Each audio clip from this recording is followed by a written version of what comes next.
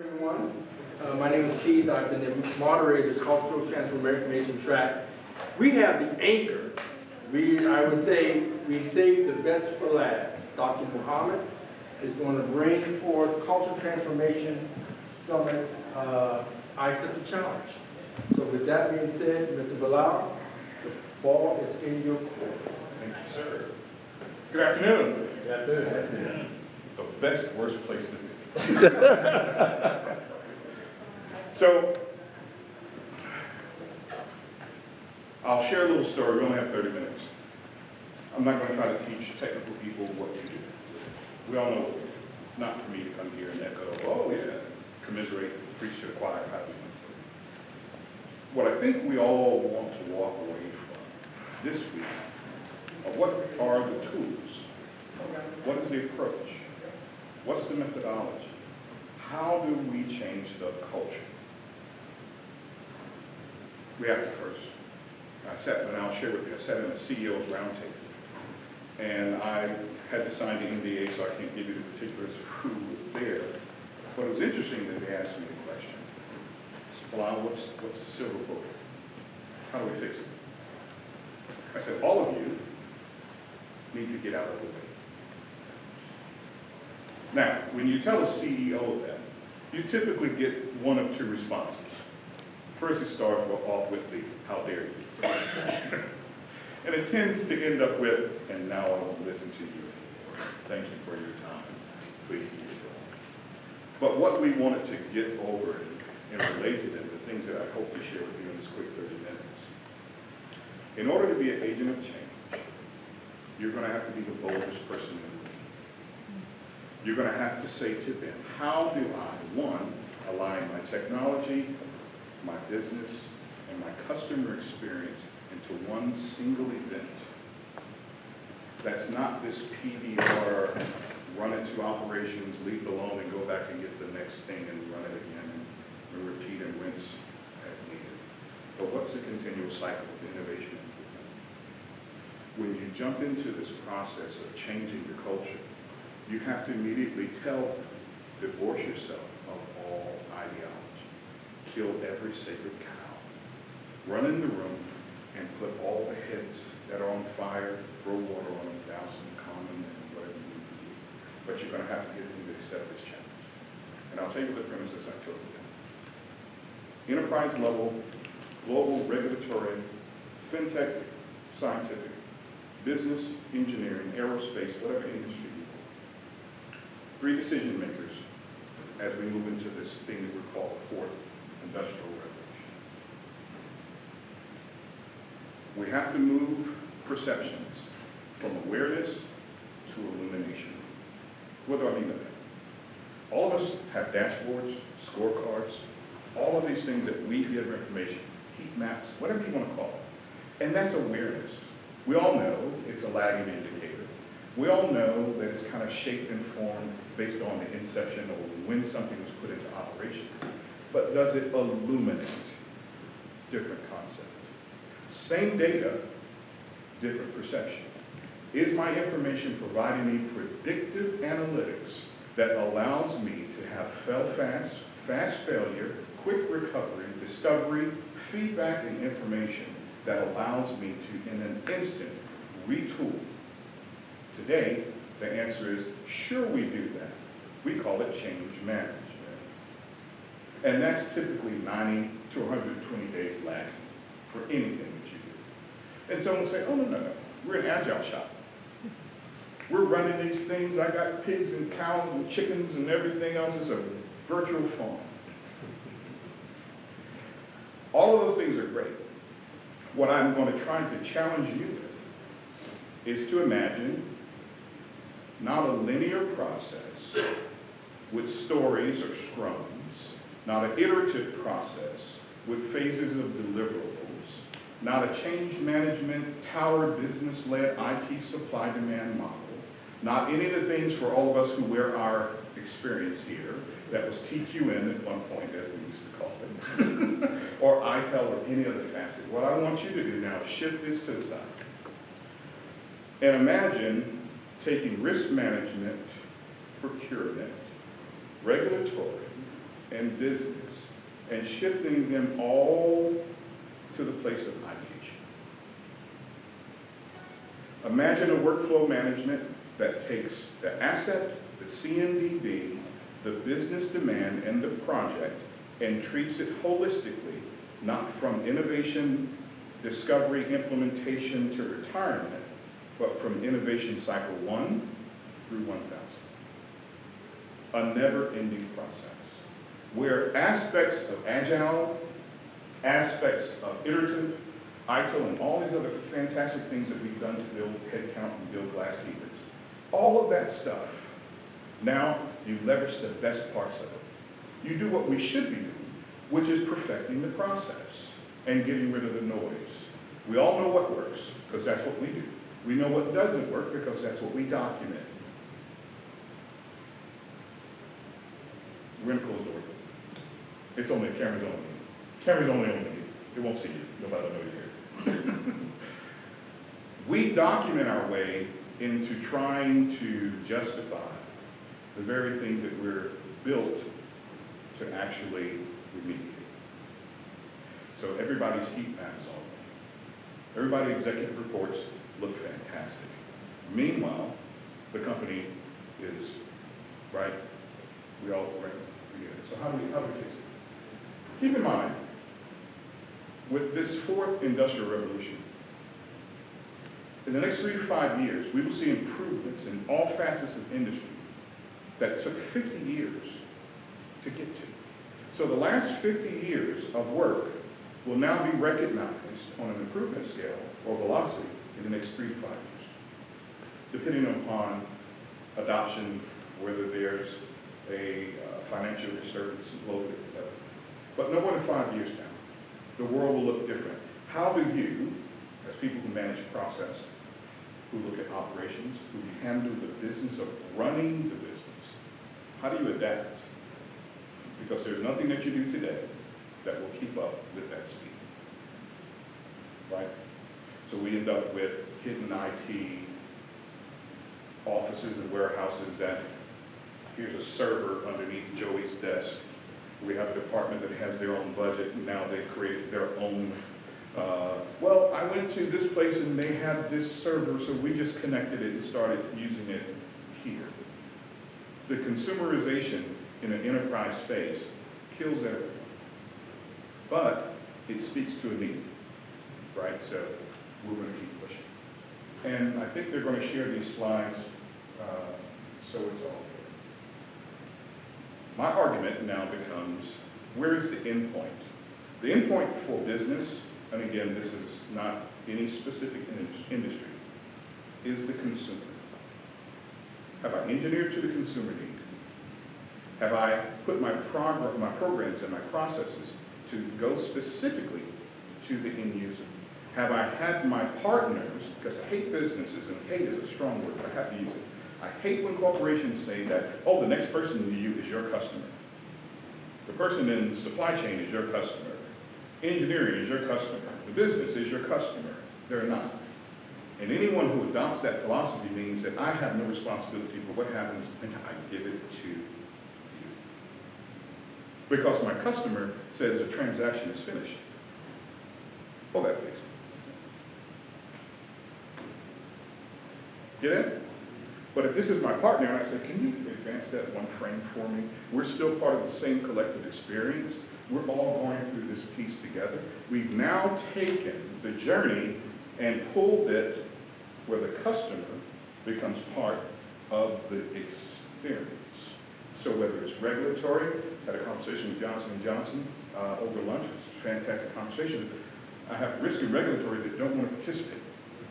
How do I get them bought in? Pull them closer to the innovation curve. Pull them closer to ideation. Illumination is different than awareness. Awareness is a pipeline. Illumination is the meeting where we all sit together and start talking about this is what's coming next. This is the impact. Here is the budget. So I told the CEOs, I only need 3 decision makers in any program. I need the business, a person who has authority, accountability, and responsibility. I need the program or the PMO, or however your business runs, the BPM or however. And I need the supplier, whether that's internal IT, whether that's a third-party vendor, or whomever.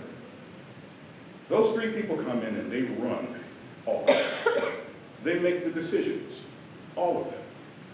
They put the mandate in to drive. Now, imagine, if you will, having your tools now, starting from an asset management, from procurement, or if it's in the scientific world, for a different test lab that's running a different run or a different lot, whatever that is, that widget, it now begins to be tracked from inception by all departments who are vested in delivery. Does that make sense? Now, this is all logical. The question becomes, how do we do it? Sounds good. We all know this. How do we make it happen? You make it happen by those three things. If your executive tier who sent you here wants you to implement change, offer this up. I've seen it on the enterprise level. I've seen it in small shops. Because at the moment that there are three people who are completely accountable, now they will run the business. And each time a new program comes in, they will adopt and adapt. So we have assets, we have process, we have business, we have commodity, we have supply-demand channel, we have technology, we have change management, we have regulatory, we have the business consumer. Every aspect of what we're trying to do is accountable in those three people. Those three, and when I say people, I really mean people.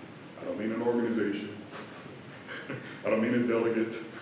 I don't mean the person who comes to the meeting and says, oh, can we pick this up in the next meeting because I need to go talk to someone that, no, we need the person who has signature authority and accountability. Or you create that, right? Can we go to the next round? My business partner, thank you so much. So now it becomes, how do we get there? Introspection versus inspection. Introspection says that as I go through my process, I evaluate each frame of the process. For those who know the agile approach to it, this kind of gives you that. But the iterative approach has it as well. Unfortunately, it tends to happen after delivery. And your customer becomes your QA or your UNT. And now Delta Air is having problems. You know, those things that we hear of. How do you go from inspection to introspection? Introspection means, and this goes back again to us gray-haired folks, when TQM came in, they took the pyramid and tried to invert it, right? They empowered the people who had hands-on. Okay, Kaizen model, however you want to approach it. When you take your project teams and you mill it down to the key particulars, and then you create centers of excellence that surround that core. Now you can deal with any of your core competencies in those centers of excellence. You can create what we would call tiger teams or quick response groups. But it all comes from this one core, this deciding nucleus that drives the process. They also influence change. At the same time, they change the culture. Because now, it's not global operations, it's not an enterprise body, it's not 3 or 4 cycles or meetings to get and gain consensus, it's this is broke, go fix it. There's no leader who will push back against it. What they have to see is, how does this work?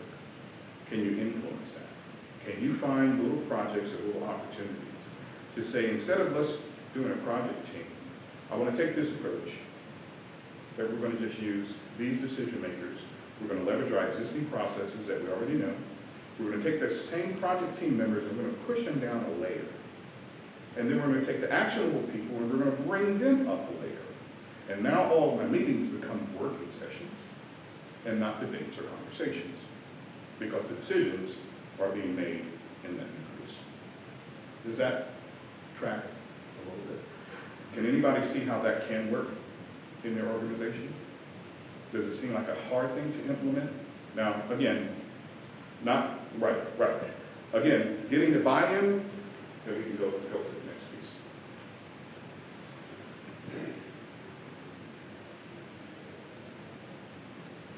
The cultural shift requires the people who are in certain positions to either have the ability to cross-pollinate or come from a multidisciplinary background, right? So my vendor management people should have experience or legacy with that next rung in defense.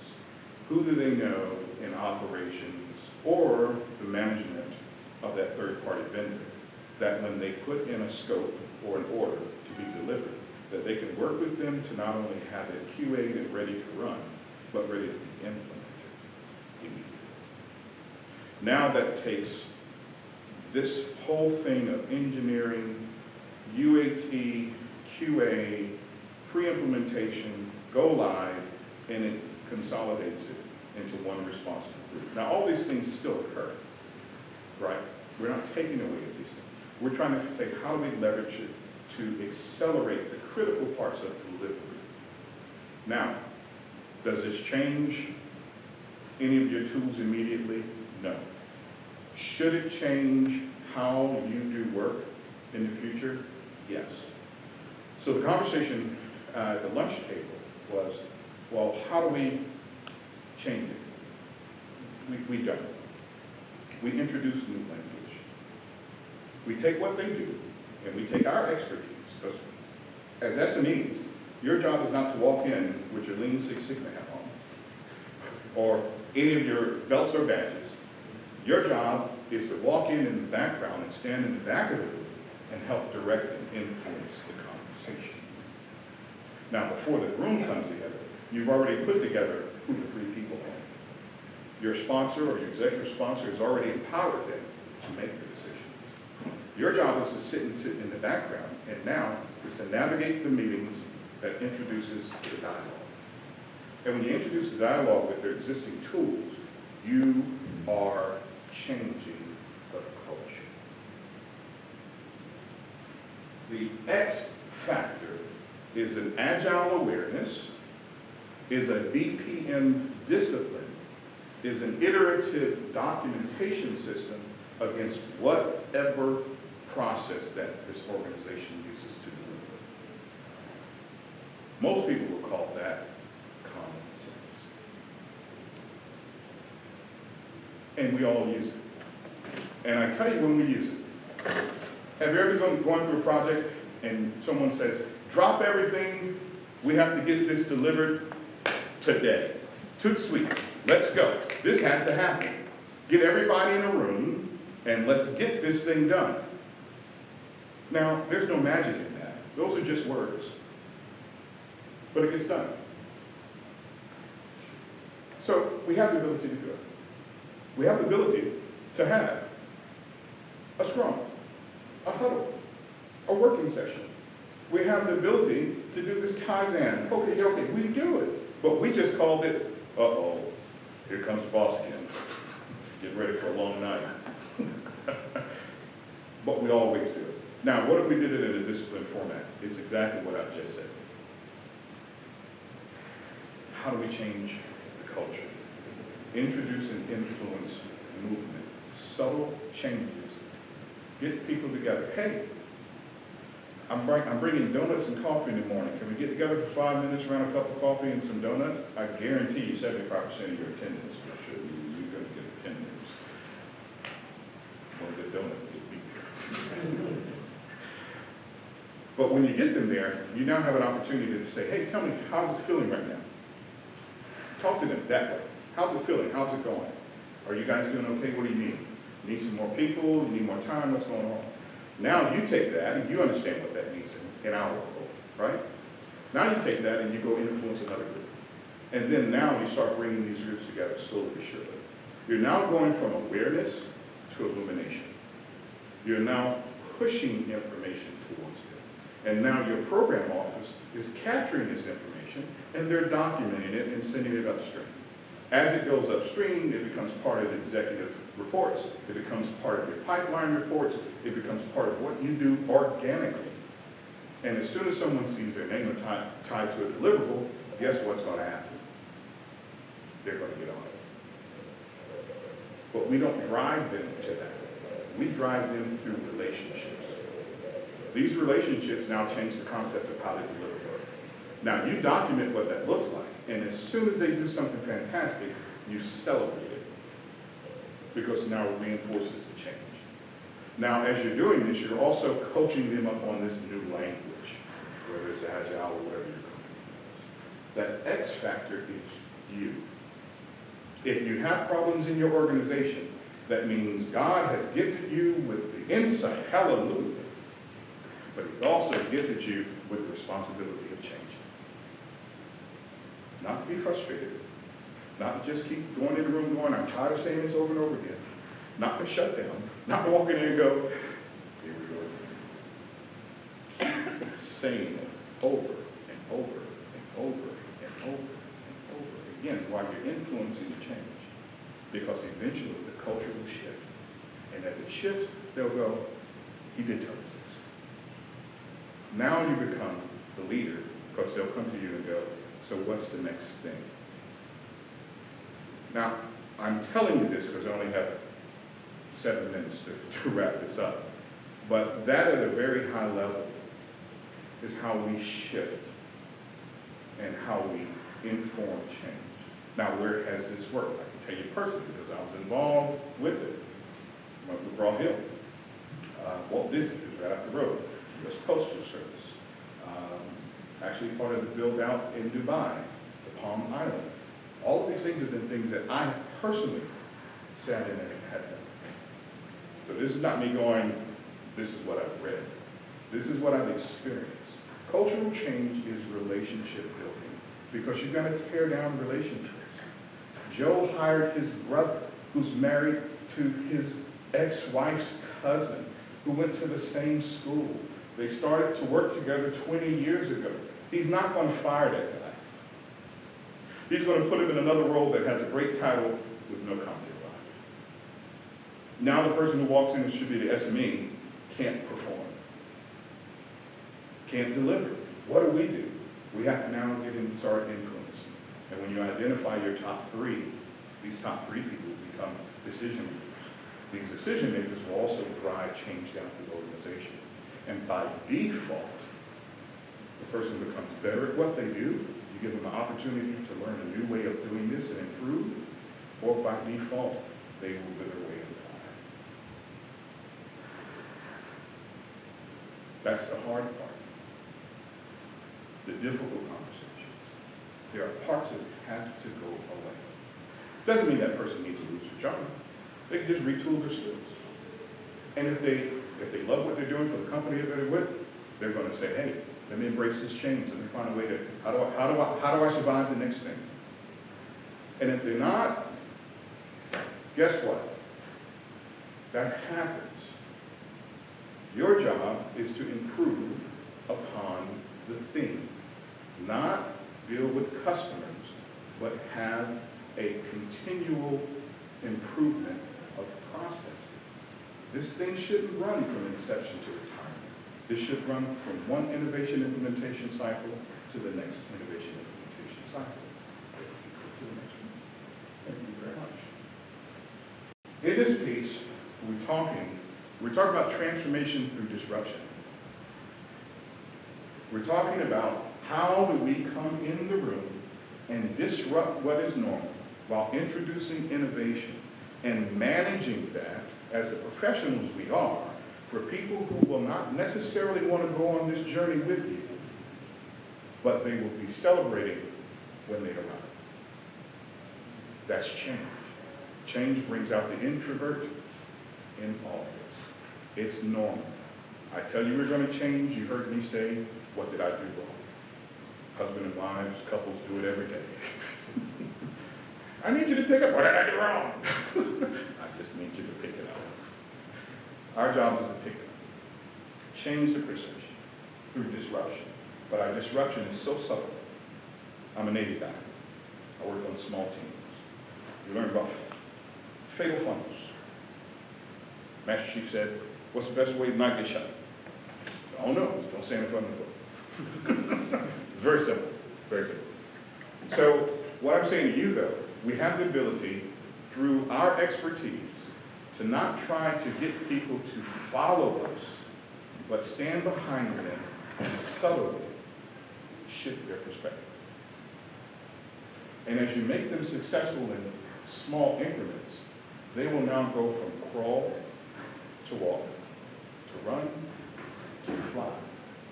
If we don't accept this challenge, any of the companies that we're working for, our personal careers will all fail. We're at the place where there's no choice. 3 to 5 years from now, what you're doing will not look and feel the same.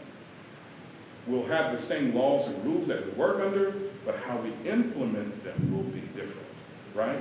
So every mechanic has a different way, every mechanic has a different way of fixing a problem. But we're all problem solvers. Differently. So one more? Yeah, I want to get there to see something come back in. So, if I were to offer up anything in this short period of time, find ways to introduce all your critical partners early on in inception. Find tools that will track your assets, CMDB, understand the regulatory risk and infrastructure portions. Understand your business model so you align your business to run at the speed of business that allows you to customer service your customer, not your coworkers, because we're all part of the same ecosystem, but your end customer, who now, because of Apple and Google, have a place where they can self-provision everything. And in business, they want to have that same experience. I usually have a week of working with people to give them working sessions on how to do all of this, but this was 30 minutes, but I hope at least I translated a couple of thoughts. And if we have any questions? Questions? That's my understanding. Brian? Brian. Yes. So the triumvirate or whatever, the 3 folks, their customer, the PMO, and the chief. And whatever the supply challenge is, right? Supply challenge. Yeah, you may have internal IT or engineering, or you may have a third-party vendor that supplies. It's one of the things that we didn't talk about right now. Businesses, those lines have merged, right? They're blurred. What used to be supply management, all those things now, and now with offshoring and third party and managed services, the top and bottom lines have collapsed, right? So better to have those 3 people in place so you can truly manage what's really there than to try to tell yourselves, oh no, we did right. Most companies, when they get ready to implement something, what they're going to implement was an idea from at least 2 years ago, right? So we're all in business, we're managing our budgets, we put in our budgets for the next year, a year ahead of time. That came from feedback from the year prior.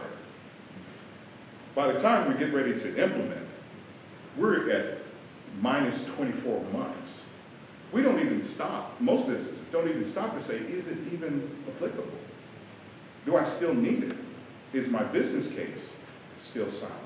Is my scope right? We just say, hey, I got money in my budget, I can get more headcount. Off to the races. And then you deliver something, and it goes to the customer, and they immediately start changing every part of that deliverable, right? So that's the reason of getting to that 3. It also allows us to be able to completely change real time as we're getting feedback from that mid-tier that has collapsed the manager and the actionable person. They immediately go, this is not going to work. Well, great. That next morning, they're giving feedback going, that broke. Okay, what do we need to do? Change it. So something that would have taken months now happens within 36 hours. It's practical. Yeah. Yes? Sarah. Hi, Sarah. Can you go back over the 3? Oh, I thought you said go back to the beginning. I'm like, no. Go back over the 3 Sure. right there. So you have your consumer, which is typically your business, the client, right? You have your program or your business office, typically a PMO, project management. Some people, the BPM organization runs that. Some people's finance actually runs projects, right? So whatever functions in that role. And then you have your supplier. Large corporations, it may be internal IT. Some people may have third-party vendors. Some people may buy managed services. But those three are your key critical components to deliver. And who's the business leader? Your business leader, so it depends on your enterprise. Some people have technical relationship managers. Some people have department heads. But which role do they play? You want the person, and here's how I tell people, how do you find out who's in charge? If it breaks. Whatever you're delivering, if it's a medication, if it's in the pharmaceutical world, if 10 million people die, who's the person on TV or who's the person that has the answer for that? So whoever that person is becomes that person. Now they can delegate. So are they one of the three? They are one of the three. They are, now they can delegate it. And let me say this, that person who's taking on that task has to be both actionable and accountable. So that person has to now give that person authority. Now in enterprises, it's less higher on the bar chart. It tends to be one business unit. Yeah, I tend to be in the same industry as you. Okay, so then, right. So our LOBs typically has a person who's serving one channel. That channel manager who's responsible for that relationship to the public is that person, right? So does that help? Yeah. So because ultimately that person has to make, they're the signature, right? They're going to sign off on everything. That person either creates a role that has that relationship, or that person is that person, right? Initially, it's always great to have it be that person so they can see exactly how it works. And then once they experience it, they can say, hey, I'm going to create this role for this person. It still gets it done. What the immediate benefit of that is that you're not working in 2 to 3 week cycles for things to be decisioned. Because typically that's, yeah, right. To get consensus, to run it through its route. Yeah.